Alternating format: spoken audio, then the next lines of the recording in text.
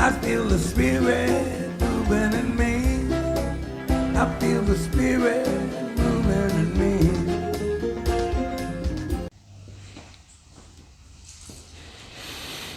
On August 28th, 1963, Martin Luther King gave his I Have a Dream speech.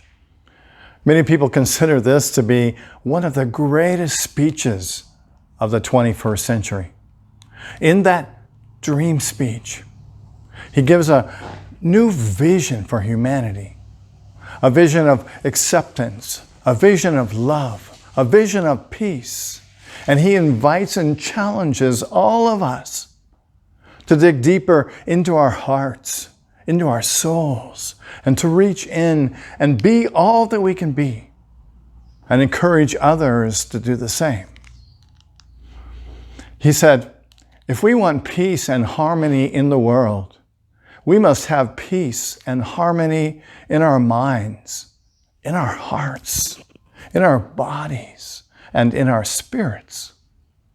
He said that to transform the world, we must change ourselves. This video is a summary of a talk that I did on February 19th, 2020, as a celebration of Martin Luther King and his life. And I've taken a number of quotes of his, and we're looking at them deeper to see not only what did they mean for him then, but what do they mean for us right now in this year 2020. One of the things that he said was, we may have come on different boats, but we are in the same boat. It's like all of us on this planet are in this increasingly small boat where the things that we do affect each other. And we have many challenges in this boat in which we reside, with pollution, and climate control, with prejudice and tribalism and fear and doubt, and the hatred that we see in our world and in our families and in our politics. And it is time, I believe, to grasp a hold of Martin Luther King's vision for us and to take it to a deeper level, to embody it, to take these principles into our hearts and minds, into our spiritual being, and apply them every day in everything that we say, that we feel, that we think, and that we do. Martin Luther King said, love is the only force capable of transforming an enemy into a friend. And isn't it time that we do that?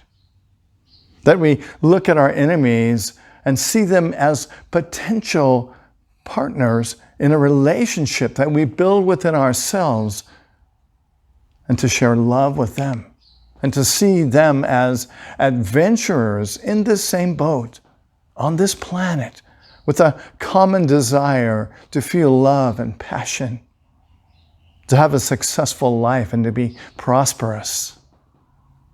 And we can do that as we learn to love ourselves. We can learn to love others on a much deeper and much more profound level. Martin Luther King said, we must develop and maintain the capacity to forgive. He who is devoid of the power to forgive is devoid of the power to love. There is some good in the worst of us, and some evil in the best of us. When we discover this, we are less prone to hate our neighbors, because we realize that our neighbors are just like us. They're human beings with common feelings and common thinking, common challenges. And can we learn to have compassion for others on this planet? And we can begin to do that as we have compassion for ourselves. Dr. King wrote, nonviolence means avoiding not only external physical violence, but also internal violence of spirit. He says, you not only refuse to shoot a man, but you refuse to hate him. What a challenge. Can we do that? Can you do that? Can you reach beyond your personal desires and reach out to humankind? Reach out to others in such a way that you don't think negatively of them, or that you don't call them names. You don't belittle them. And know on a spiritual level that they are aspects of you. And in the same way that you don't want to hate yourself because it's counterproductive and limits us spiritually. But we don't want to hate others as well. Can you refuse to hate others? I love that.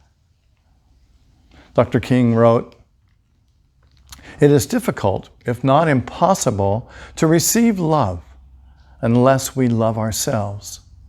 We can only accept love to the extent that we love ourselves." Well, what a great idea to reflect on. To imagine that we can only love others to the extent that we love ourselves. Kind of makes you think, doesn't it? Wow, how am I not loving myself? And can I open to this power of love within me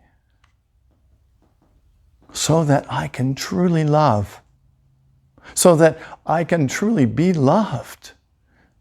Because we can only accept love to the extent that we're able to love. Wow, that's powerful. I don't know about you, but I want love, don't you? I want to feel it. I want to be it. I want to experience it in all that I do. Dr. King wrote, "Science investigates, religion interprets. Science gives man knowledge, which is power, and religion gives man wisdom, which is control." It's like we know that our thoughts are powerful. We know that our beliefs are powerful. We know that spiritual teachings, true spiritual teachings, empower us to be all that we can be. To be free of prejudice, to be free of doubt, to be free of hatred, to be open to love. Spiritual principles that transform our lives. And I know that this is what Dr. Martin Luther King was talking about, was to use the principles taught by Jesus Christ, taught by the Buddha, taught by Mohammed, to increase this love within ourselves so that we can be the fullest that we can be. I really see the spiritual path as a journey. And the more that I accept spiritual truth and apply those principles into my life, the freer I become. Because I'm able to see my life and to see the world from a higher perspective.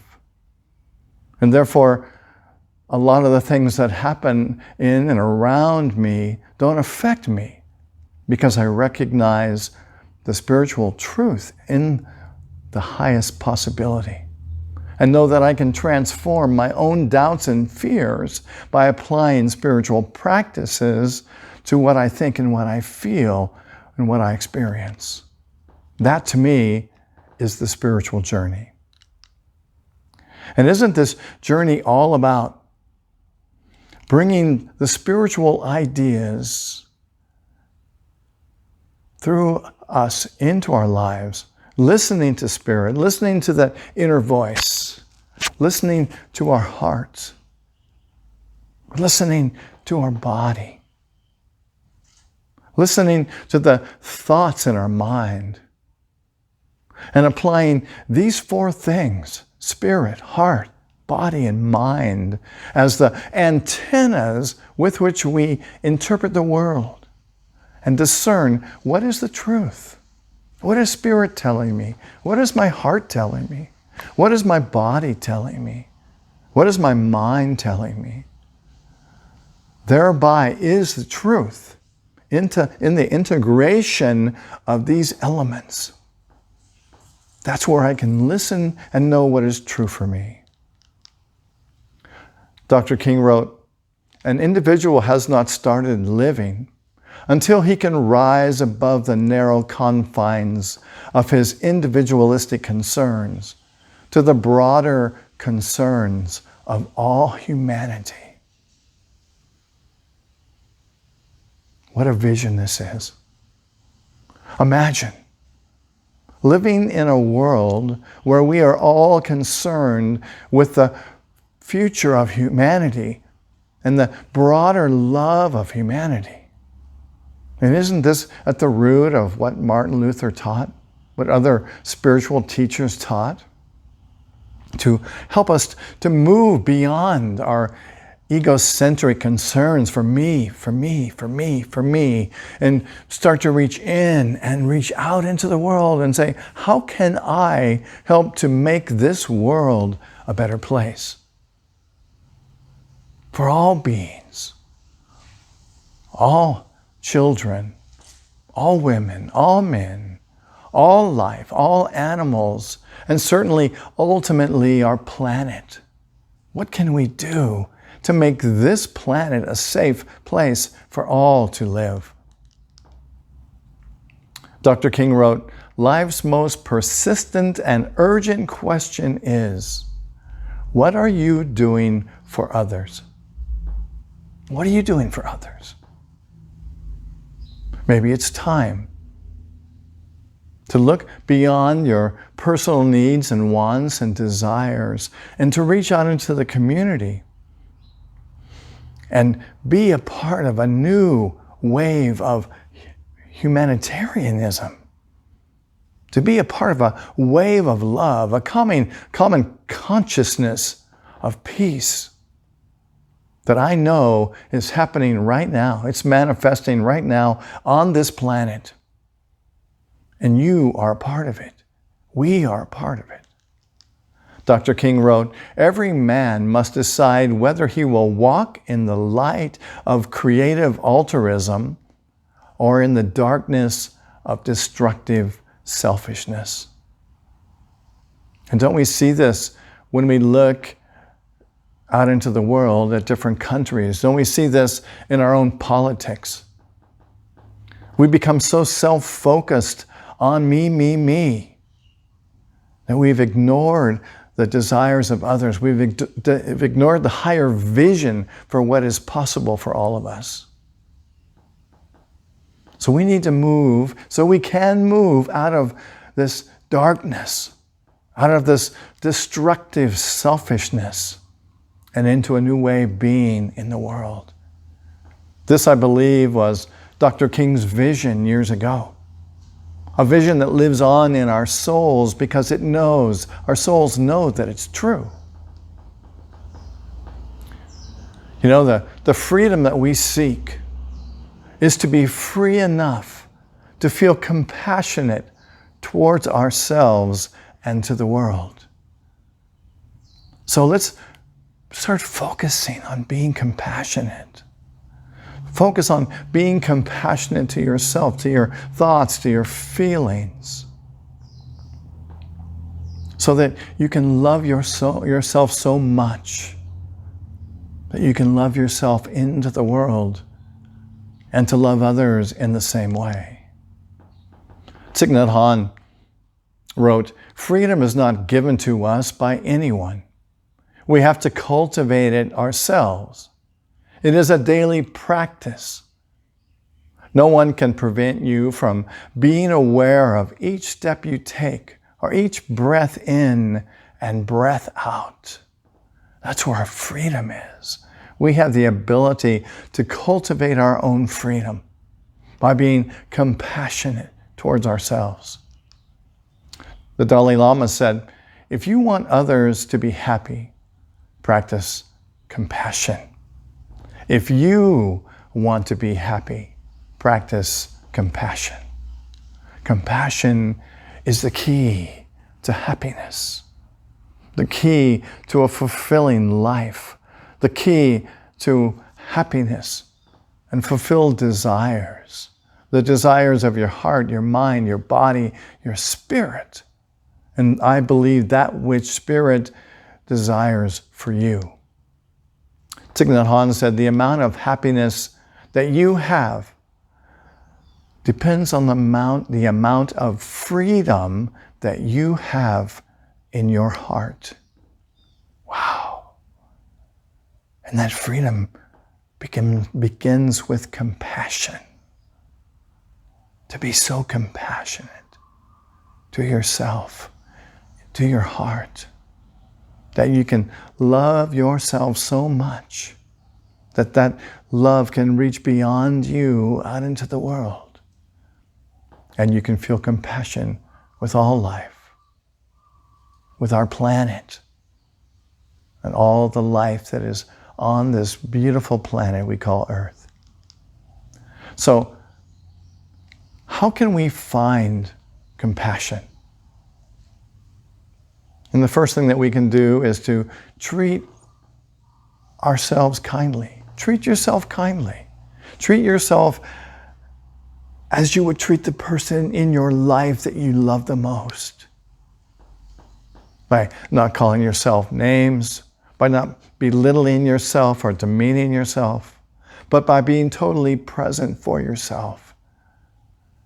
And everything you do, to be mindful, right here, right now, wherever you are. Sometimes even holding yourself or putting your hand on your heart and loving yourself, loving the expression of spirit that you are.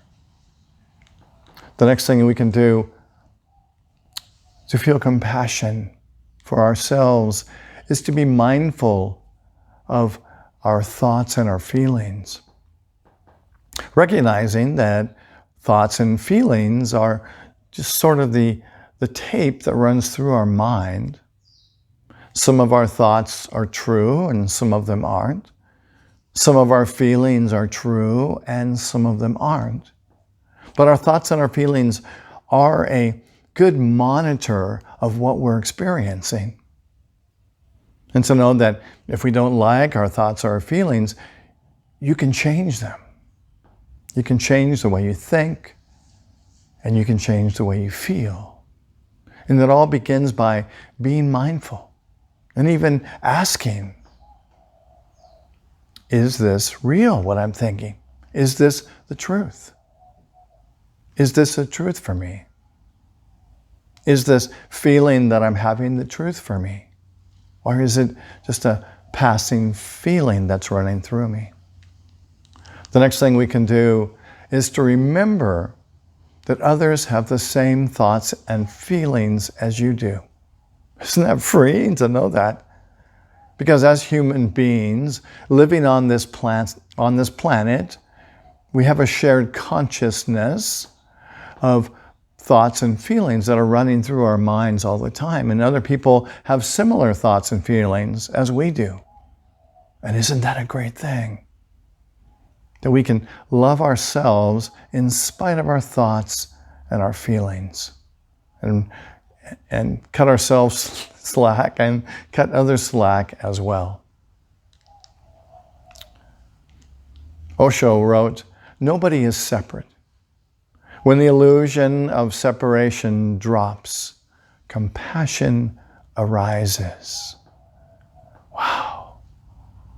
When we stop judging ourselves, we can be compassionate towards ourselves. When we stop judging others, we can be compassionate towards them and love them. Because in that judgment, we are feeling separate. And in the same way, when we learn to love each other, we can behold love in each other and recognize that we are all one in spirit. We are all one. I like to think that we're one being having many expressions of life. One soul, one God, experiencing life in many different ways through each of us. And when we have compassion compassion for ourselves, we can have compassion for others as well. And another thing we can do to experience compassion is to turn to your higher self and say to your higher self, what is the truth for me in this situation? What is it that I can know right now? What is it that I can know? What is it that I can be so that I can connect with my allness and remember the truth of who I am? And then listen to that. Let that be the truth of who you are. And I know it all begins with love.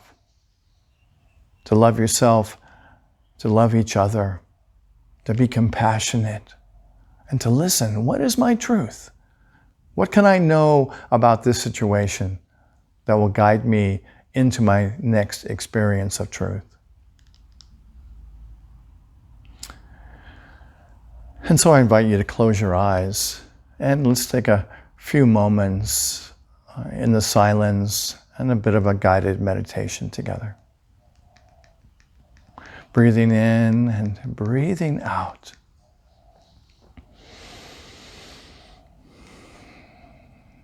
And perhaps taking that 18-inch journey from your head to your heart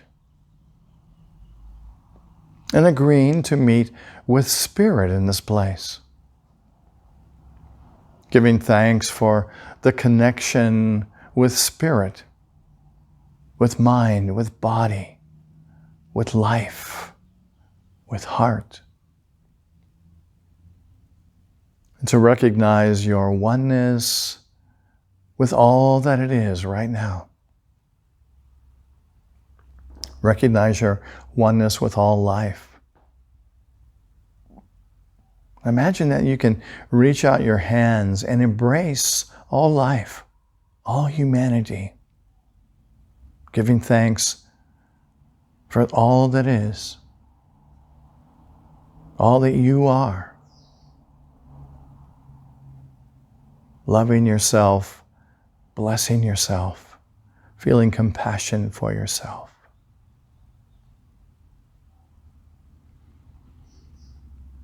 And let's take just a moment in the silence.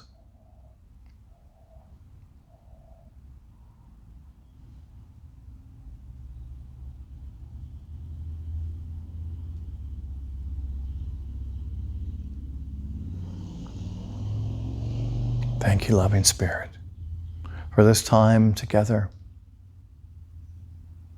Thank you for these words of Martin Luther King.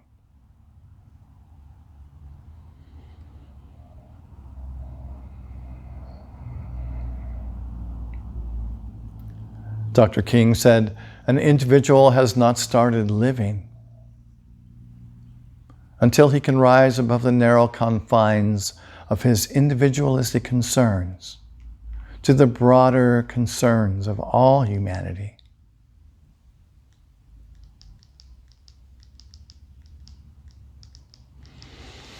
Breathing in and breathing out.